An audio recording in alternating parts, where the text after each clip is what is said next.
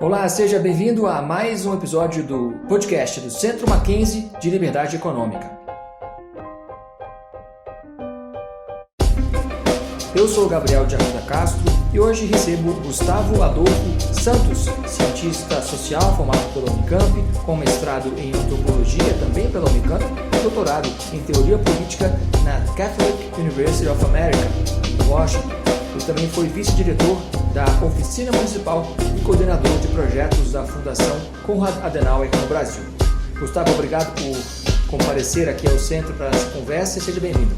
Obrigado, Gabriel. É um grande prazer estar aqui com vocês, poder partilhar um pouco dessa conversa boa. Bom, aqui no Mackenzie nós temos uma tradição, claro, presbiteriana, já centenária, né? E nós estudamos aqui no Centro de Liberdade Econômica a origem da ideia de liberdade econômica. A gente fala muito dos chamados austríacos, que desenvolveram mais aprofundadamente a ideia de liberdade econômica, mas existem muitas outras tradições que desembocaram na liberdade econômica e política, né? Uma delas é a tradição católica. E um dos filhos, uma das ideias, talvez filhas dessa tradição, é a ideia de subsidiariedade, né, Gustavo? Como é que essa ideia se desenvolveu e quando, mais ou menos, que ela foi desenvolvida?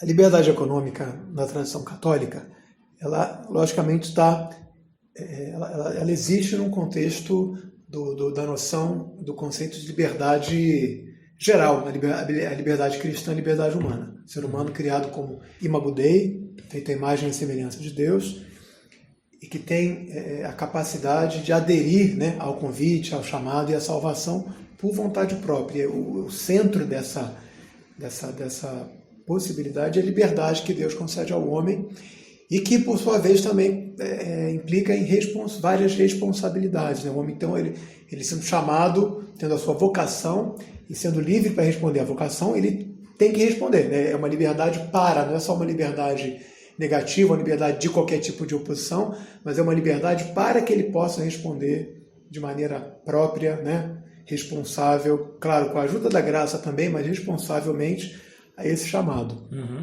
É um conceito muito denso de liberdade. E é nesse sentido que a liberdade é valorizada, a liberdade econômica, né? A iniciativa econômica, ela é valorizada na tradição da Igreja Católica. Isso vai ficando cada vez mais forte e vai sendo muito mais foco de atenção da Igreja a partir do final do século XIX e no século XX. Agora, quem fala de subsidiariedade, e tem razão, costuma fazer uma ligação entre esse conceito, que a gente já vai falar um pouco sobre o que ele é, e uma visão aristotélico-tomista da sociabilidade humana. Por quê? Assim, se a gente fosse fazer uma comparação muito simplística, mas um pouco significativa entre Platão e Aristóteles, por exemplo, enquanto Platão está muito focado na concretização da ideia do bem na vida social, na república, e ele faz isso através, né, da criação dessa comunidade, das regras, da educação, através do filósofo rei.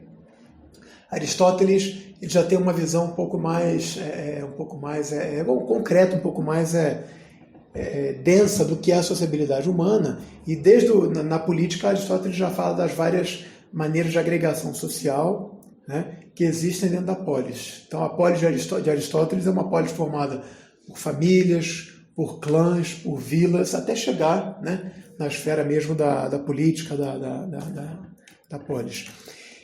São Tomás, claro, ele absorve de Aristóteles muita coisa e absorve também essa noção da sociabilidade.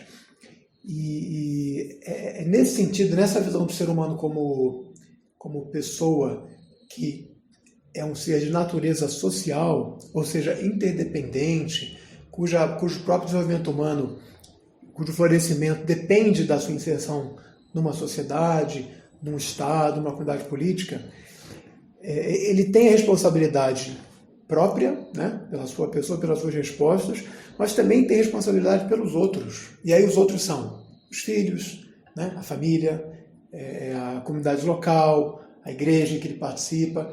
Essa noção, isso também faz parte dessa noção de liberdade que vai desembocar na subsidiariedade.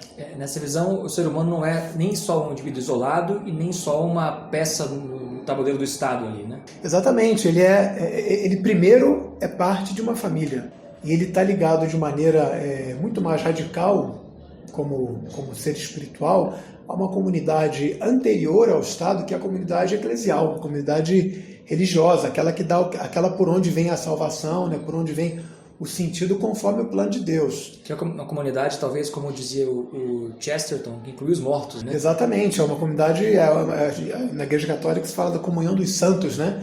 Que é uma comunidade que vai além dos vivos, que abrange aqueles que já foram, né?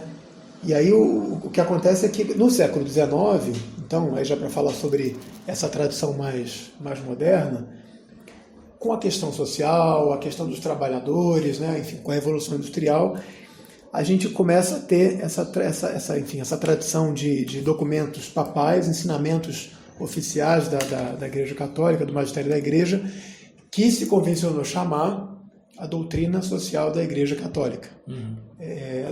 Dá para falar da doutrina social de várias maneiras, mas uma dessas maneiras é um conjunto de ensinamentos, documentos, encíclicas, exortações, mensagens de rádio, catequeses dos papas e dos bispos ao longo do tempo. Essa tradição moderna, ela começa oficialmente, digamos assim, com uma encíclica do Papa Leão XIII, em 1891, a encíclica Rerum Novarum, que significa coisas novas, né? Em que ele olha para a questão social, a questão do trabalho,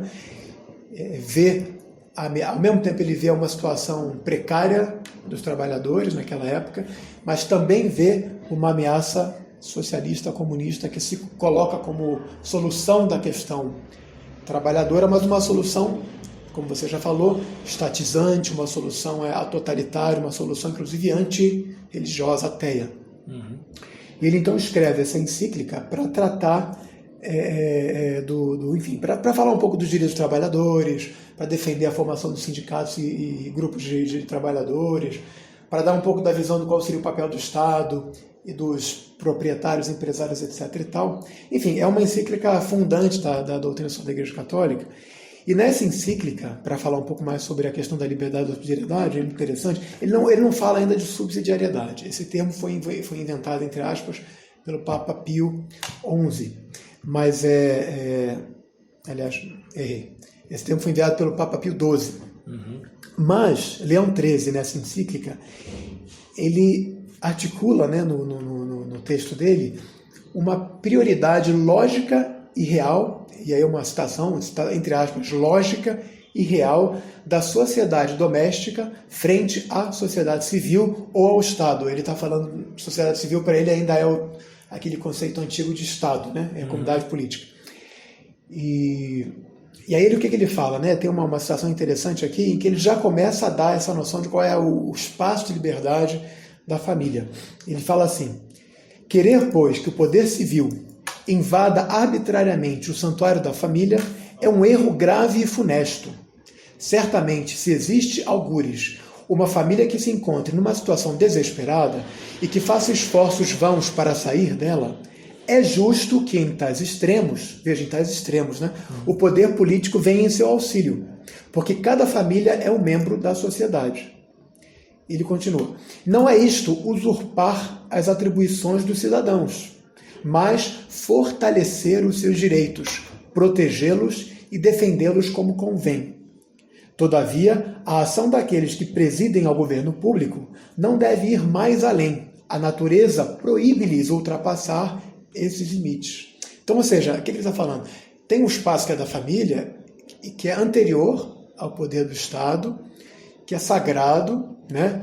E que o Estado não pode entrar, não pode. Isso é a liberdade da família, né? Sim. E é uma liberdade para quê? Para criar, ser um lar para as crianças, para poder criar, no fundo, a família como célula básica da sociedade, mas que não pode ser substituída por outra organização.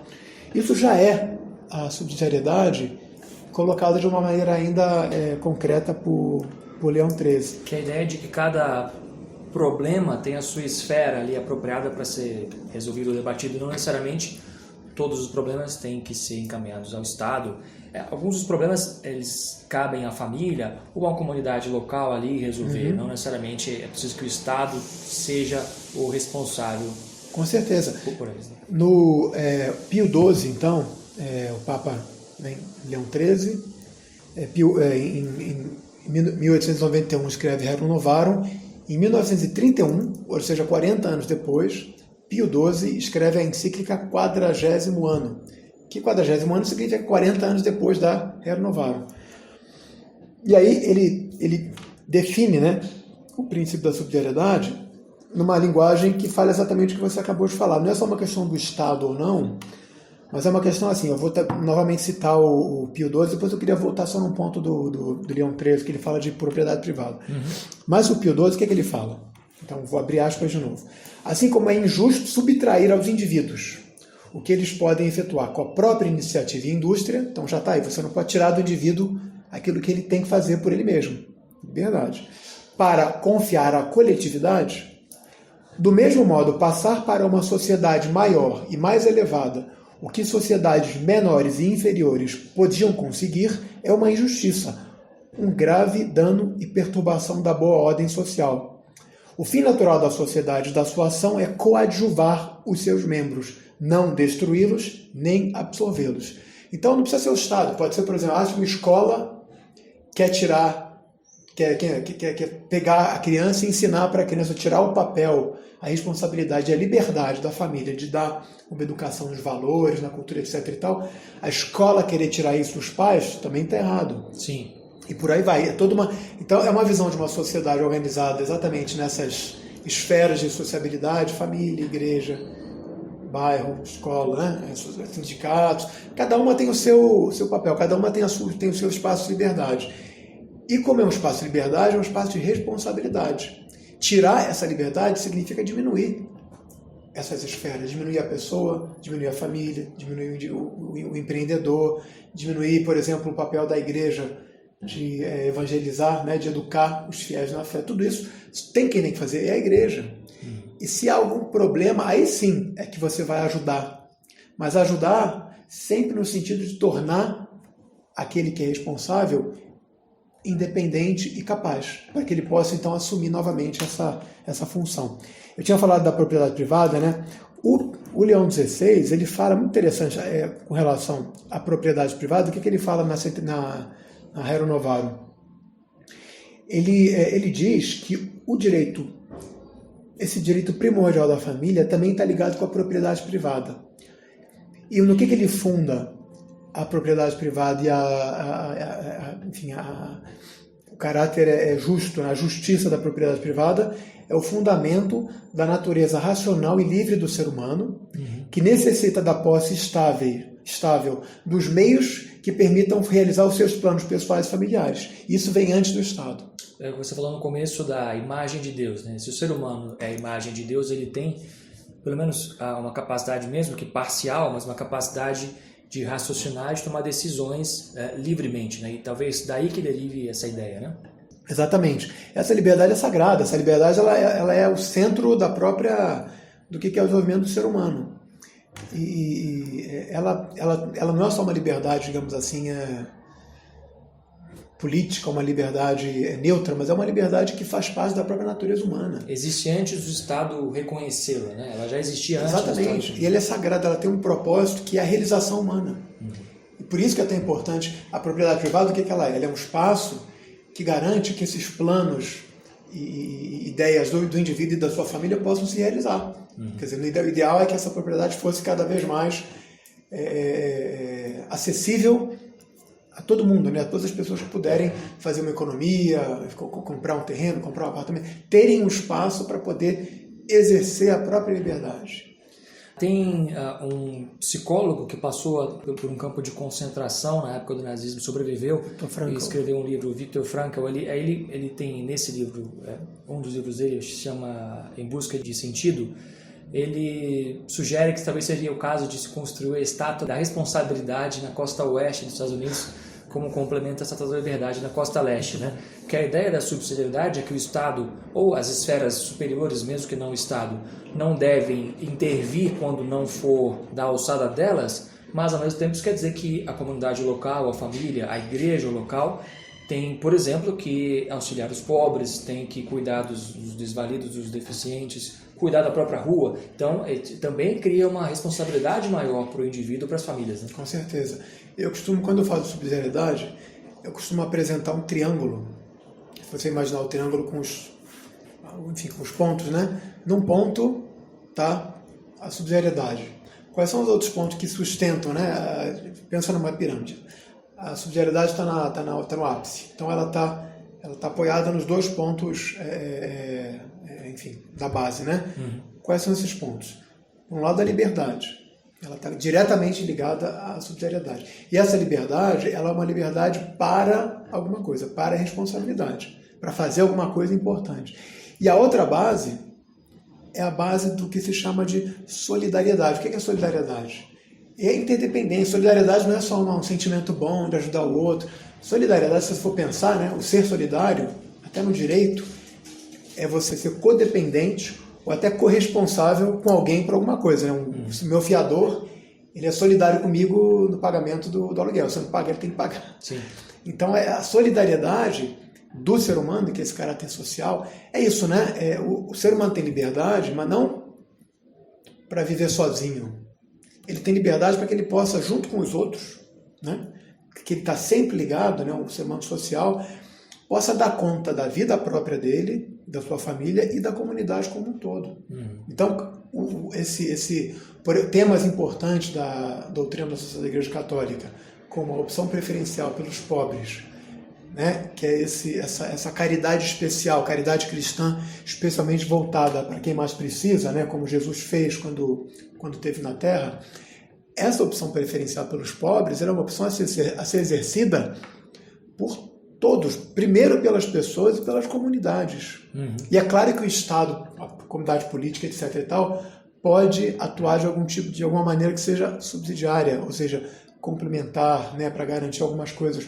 Mas a responsabilidade primeira pelo bem-estar do outro é da comunidade. Sim. E aí é toda uma questão, como é que a gente faz para organizar isso? E como é que faz? Por exemplo, o modelo federalista parece se aproximar um pouco mais disso, né? Talvez não o brasileiro, que é mais federalista no papel, mas o modelo americano, que tem vários níveis diferentes de governo, inclusive os menores, talvez em comunidades de menos de 1.000 pessoas, né, que tem ali o equivalente a um prefeito ou a um conselho municipal. Existem camadas diferentes, né? E muitos dos problemas não chegam no governo federal, por exemplo. Sem dúvida. Na Alemanha também. Na Alemanha você tem uma estrutura federativa super complexa, em que você tem, claro, a União, o governo federal, os estados federados, os Länder, e municípios. Só que tem 12.000 municípios na Alemanha, enquanto no Brasil tem 5.600 e alguma coisa. Sim. E são municípios, como sempre, como aqui também são, né, muito diferentes em termos de localização urbano-rural, tamanho da população, não é isso? E aí, qual é a diferença? Aqui no Brasil, você pode ter São Paulo e você pode ter Borá. São Paulo tem 13 mil habitantes, Borá tem 1.000. E eles têm mesmo status administrativo, é muito louco no Brasil isso, né? Agora, na Alemanha, não. Na Alemanha, uma cidade como São Paulo, que nem tem uma cidade tão grande assim, né? Porque lá eles são um pouco mais lúcidos, eu acho. Já é uma cidade-estado, uma cidade que tem um status diferente. E as cidades com menos que 20.000 habitantes, elas são obrigadas, no âmbito rural, a se unir em regiões. Assim como as cidades com mais de 20.000 habitantes são cidades livres, que têm uma administração própria. Então você tem todo um mecanismo de pensar o que essa população, esse território é capaz de fazer sozinho. É isso? Ok. O que ela não é capaz de fazer sozinha? Ela tem educação e manutenção de estrada. Então vamos pegar e vamos juntar essa cidade com outras cidades para que em conjunto, numa região, né, num consórcio, etc. e tal, elas possam dar conta desse problema. E aí tem uma escadinha, né, uma escala de organização até a União. E com certeza, a Angela Merkel fica sabendo muito pouco do que acontece no âmbito estadual e municipal. Na verdade, a grande maioria dos problemas domésticos da Alemanha fica até o estadual. Sim. Enfim, as responsabilidades do Estado Federal são aquelas política econômica, política monetária, relações exteriores, né? Defesa. Defesa, outra coisa, pois é. Agora tem outro aspecto muito interessante da subsidiariedade. Um deles, com certeza, é esse tema da organização espacial territorial e da escala. Ou seja, aquele velho tema. É muito mais fácil você resolver um problema se você está perto dele do que você ficar precisando chamar um Estado, ou precisar falar com Brasília para resolver o problema da quadra da minha escola. É uma loucura, né? Então, essa é uma aplicação, digamos assim, prática da subsidiariedade. Agora, e ela é meio, digamos, de escala, de lógica econômica, lógica, enfim, até política, né? Mas tem outro aspecto, que é o aspecto mais voltado até para esse caráter mais ético da liberdade, que é o que é a subsidiariedade que diz respeito àquilo que, não só por uma questão de escala, mas por uma questão de qualidade, né? Não pode ser do Estado, não pode ser de uma comunidade política. Por exemplo, a religião, a fé cristã, não faz nenhum sentido que o Estado queira, né, a gente sabe disso, né, queira intervir dentro da vida social, da vida dos valores, das práticas religiosas e das práticas sociais que advêm desses valores, dessas opções religiosas. O Estado não pode intervir, porque não tem nada a ver, né? Não é que seja uma esfera inferior ao Estado, né? Ela é separada do Estado. Ela é separada, ela tem a sua legitimidade própria, né? O Estado não tem nada a ver com... O Estado tem outra... E aí o Papa João Paulo II, que escreveu, aí 100 anos depois da renovaram a encíclica Centésimos Anos, ou seja, 100 anos, né? Depois da renovaram, ele usa um tema, usa uma frase que eu acho que é muito interessante, que é o que ele chama de subjetividade da sociedade. Ou seja, a subjetividade é aquilo que tem a ver com a vida interior do ser humano, né? Aquilo que diz respeito ao caráter de agente, ao caráter de autogerido, a liberdade interna do ser humano. Ele vê na subsidiariedade e nessas organizações, nessas associações a que o ser humano pertence, espaços de desenvolvimento da subjetividade de cada pessoa, né? Porque na escola, na família, na igreja, são os espaços em que a gente desenvolve quem nós somos, o que nós acreditamos, né? A nossa vocação. Sim. Ninguém se desenvolve sozinho. Então, a subsidiariedade, ela defende, né, a manutenção, a proteção, a defesa desses espaços de liberdade, ou melhor, espaços de construção ética, humana, existencial da liberdade, porque, novamente, né, a liberdade significa, de um ponto de vista mais ético, mais elevado, significa você ser capaz de se autodirecionar para aquilo que é bom, como dizia o Lord Acton, né? A liberdade não é o direito de fazer o que você quiser, mas é a possibilidade, o direito de você fazer aquilo que você deve fazer. Então, nesse sentido, a subsidiariedade ela vem defender também a liberdade religiosa, a liberdade de iniciativa econômica, ela vem defender o poder pátrio, né? A questão o direito da família de educar os filhos, e o espaço da cultura, né? E isso aí dá origem a uma visão de Estado, que aí eu vou recorrer a um filósofo francês do século XX, Jacques Maritain, que foi muito importante, muito influente na Igreja do Vaticano II, né? Depois com Paulo VI e depois com os outros papas, que ele tem uma visão do Estado em que o Estado não é o todo da sociedade, da comunidade política. O Estado é um instrumento a serviço de uma comunidade política que pré-existe a ele. Essa comunidade política ela já tem uma organização interior, que são as pessoas, as comunidades, as associações, os grupos.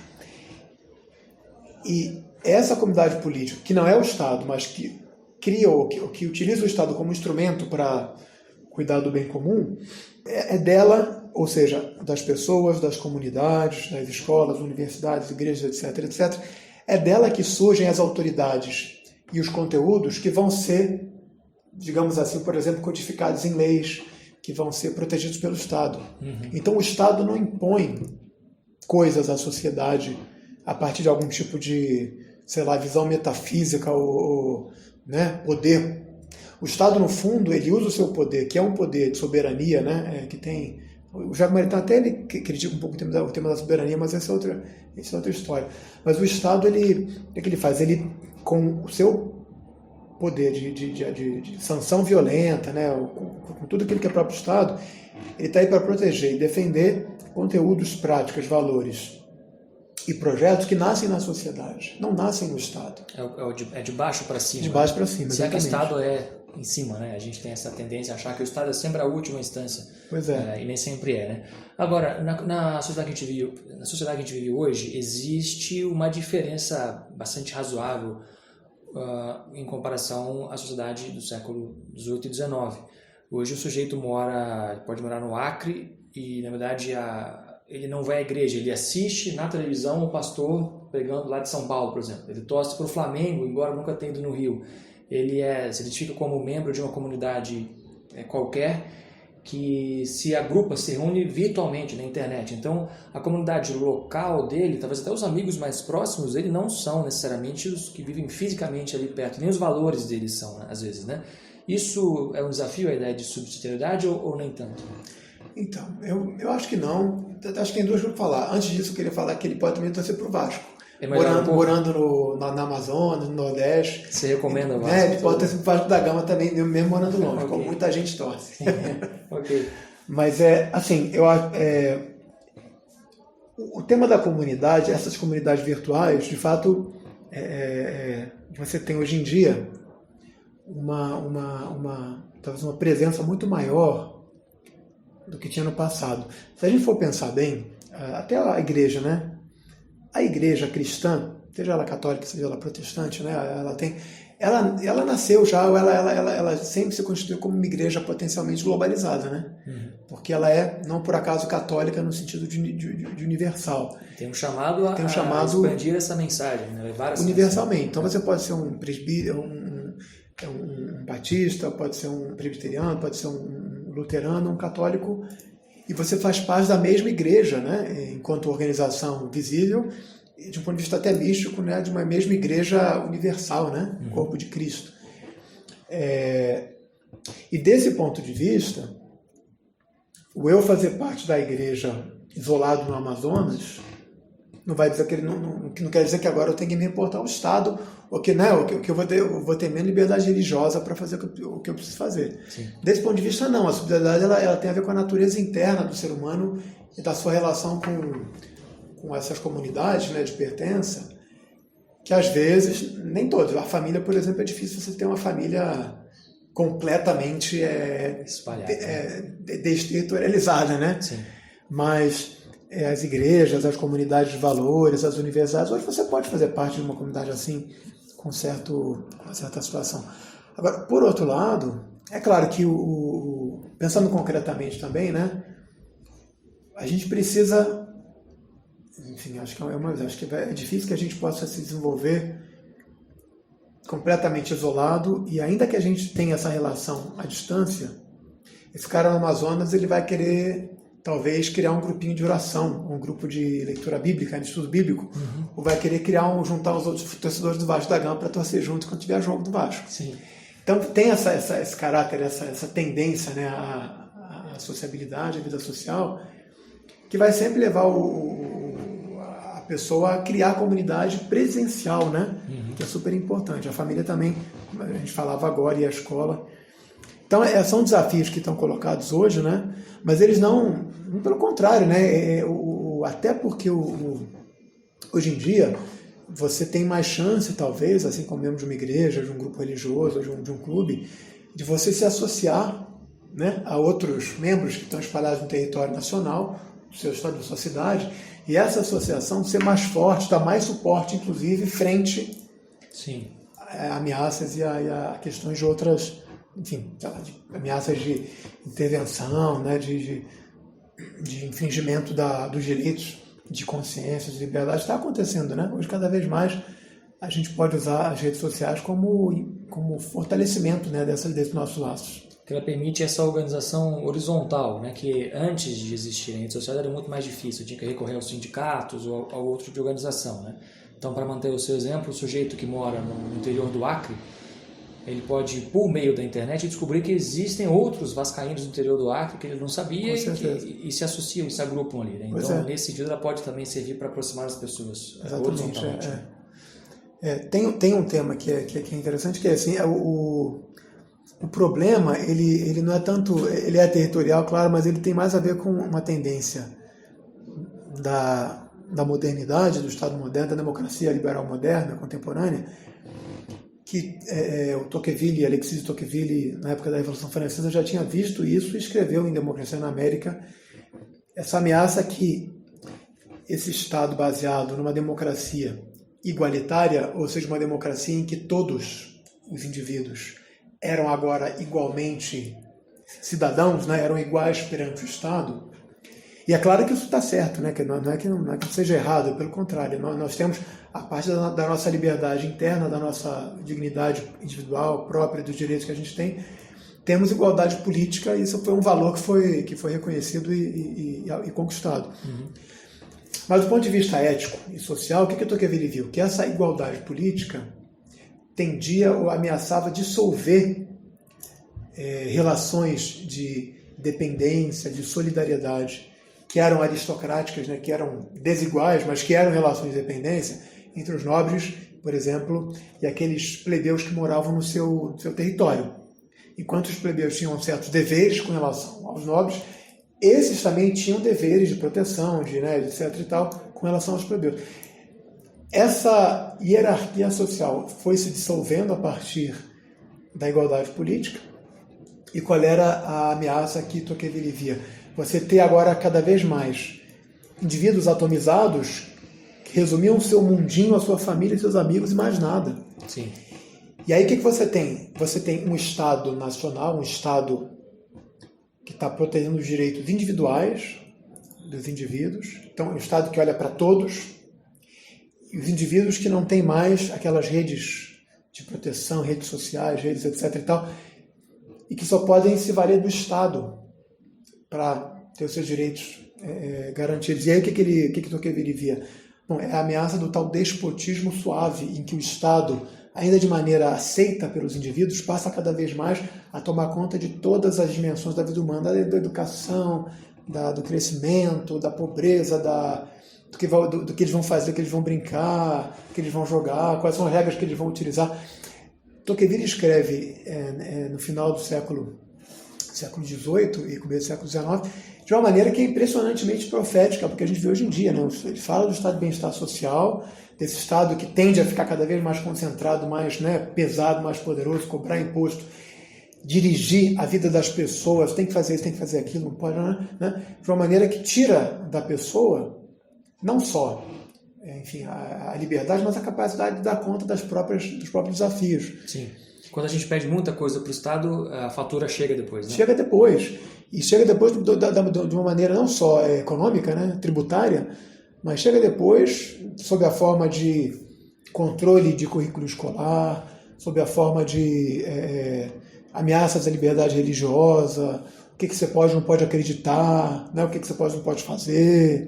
O Estado passa a virar um paizão, né, uma espécie o Tocqueville fala de um grande pastor, de um rebanho de boizinhos que vão sendo conduzidos, né, de maneira meio bovina, ou seja, muito pouco humana. Sim. E o Tocqueville é o grande defensor da liberdade, essa liberdade que está... E aí o que é interessante, uma liberdade que está baseada nessas relações de dependência, de interdependência entre os seres humanos, e que tem uma responsabilidade, né, como contrapartida. Sim. E a subsidiariedade ela vem como resposta, na minha visão, ela vem como resposta, no caso da tradição católica, a esse processo de concentração de poder, tanto no Estado, quanto eventualmente nos grandes conglomerados industriais, né, que monopolizam a atividade econômica, que é uma outra ameaça à liberdade econômica, né, o monopólio, você colar o grupo econômico no Estado para você garantir um monopólio, crescer, ficar enorme, e aí você agora tem o mercado nas mãos. Isso não é livre mercado, isso não é liberdade econômica. Então essa dupla ameaça e o indivíduo lá sozinho, meio que, né, à mercê desses grandes poderes concentradores, digamos assim. Muito bem, Gustavo Adolfo Santos, a conversa passou rápido, mas acho que foi bastante produtiva. Obrigado pela sua visita aqui, pela sua presença conosco aqui no centro e até qualquer hora. Obrigado a vocês, é uma grande honra, um grande prazer. Um grande abraço aí à audiência. E não sei se quiserem... Como é que pode te encontrar na internet? É isso que eu ia falar. Bom, o meu Facebook é Gadolfo1917. Que é Gustavo Adolfo, então é Gadolfo1917. Ou procurando pelo nome vai ser Gustavo Adolfo Santos. Não sei se existem muitos. Deve ter também, deve ter. Deve ser fácil de encontrar também. É verdade. Ok, você que nos acompanha aqui no podcast, continue conosco. Você pode encontrar mais informações sobre o Centro Mackenzie de Liberdade Econômica em www.mackenzie.br/liberdade-econômica ou então nas nossas redes sociais, no Facebook, no Twitter, no Instagram, no LinkedIn e também no YouTube. Até a próxima!